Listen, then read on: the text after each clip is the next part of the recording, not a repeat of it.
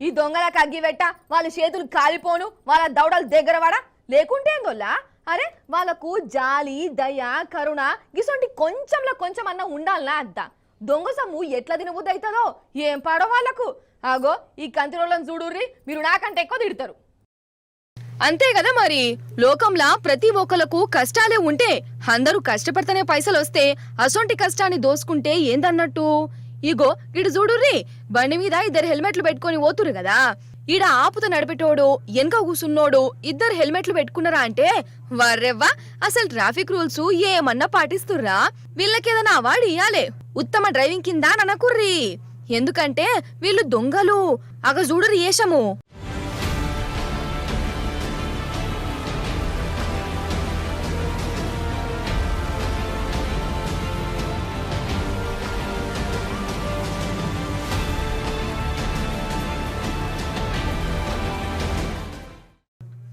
ఓరి దేవుడో, వీడు మనిషా ఇంకేమన్నా?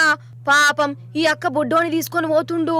వీళ్ళొచ్చి గొలుసు గుంజుకపోదామని చూసిర్రు, కాని అక్క అంత తొందరగా వాళ్లకు ఛాన్స్ ఇయ్యలే. గొలుసును కాపాడుకునేదందుకు బాగానే తన్లాడింది.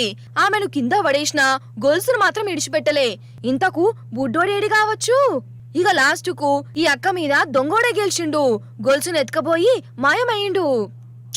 కాదొల్లా, పాపం ఆమె ఎంత కష్టపడి ఆ గొలుసు కొన్నదో. వీళ్ళేమో ఇట్లచ్చట్లెతకబాయే. ఎంత ఘోరం ఇది. ఎవరికైనా గాని పైసలు నగలు పుక్కట్ల రానే రావు. కష్టం చేస్తేనే దిమాగ్ ఖరాబ్ చేసుకుంటూనే వస్తాయి.